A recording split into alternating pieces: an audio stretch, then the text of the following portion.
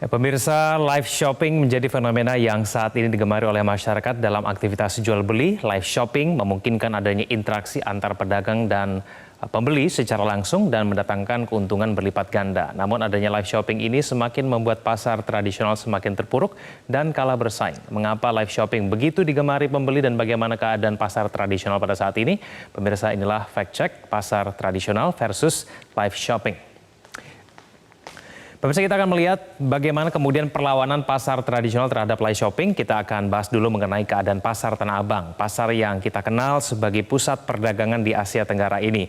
Kondisi pasar Tanah Abang pada saat ini sepi. Sepinya Tanah Abang tidak lepas dari ditinggal tenant atau penyewanya karena sebagian besar pembeli memilih untuk membeli barangnya secara online. Nah, omset para pedagang pun menurun hingga 80%. Nah, kalau biasa mendapatkan omset hingga 50 juta per hari, para pedagang mengaku mendapatkan omset pada saat ini sebesar 10 juta rupiah saja, dan itu juga sudah dinilai cukup bagus. Nah, apa yang terjadi pada pasar Tanah Abang ini dikarenakan kalah bersaing dengan pasar online. Setelah menawarkan harga yang tidak jauh berbeda, bahkan bisa lebih murah, para pembeli pun tidak perlu menghabiskan waktu untuk datang langsung ke toko. Kita ke informasi berikutnya, pemirsa. Ini adalah sejumlah hal yang kemudian membuat pasar tradisional semakin terpuruk di era digitalisasi. Nah, yang pertama ini disebut tidak efisien. Ini karena pembeli harus datang ke lokasi untuk kemudian melakukan jual beli barang. Berbeda dengan online yang hanya memerlukan waktu yang singkat dan barangnya kemudian langsung dikirim. Nah, harga yang ditawarkan di pasar tradisional juga cenderung lebih mahal.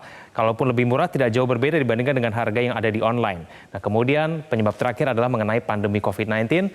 Kondisi pandemi COVID-19 membuat masyarakat semakin terbiasa untuk berbelanja secara online. Ketika pandemi berakhir pun, masyarakat sudah terlanjur nyaman berbelanja secara online dan hanya pergi ke toko sebagai rekreasi dan kemudian situasional saja. Nah, di sisi lain, pasar tradisional terus merugi karena mereka terus harus membayar tempat sewanya dan tidak kemudian mendapatkan pemasukan selama pandemi COVID-19.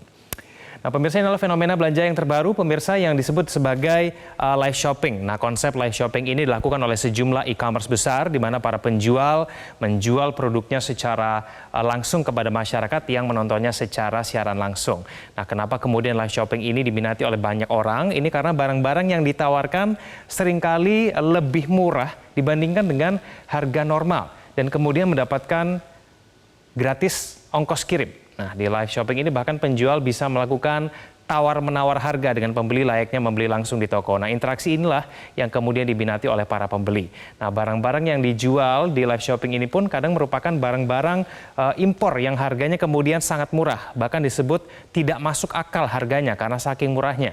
Nah, barang-barang live ini juga dijual oleh influencer yang jelas memiliki followers yang sangat banyak, sehingga kemudian penontonnya pun juga lebih banyak dibandingkan dengan pedagang biasa. Nah, salah satu yang disayangkan, influencer ini tidak hanya menjual barang-barang yang mahal, tapi kemudian juga menjual barang-barang yang menjadi kebutuhan sehari-hari seperti sembako. Nah, hal ini sangat disayangkan pedagang sembako karena influencer ini dianggap mengambil jatah pedagang kecil yang hanya mengandalkan jualan sembako.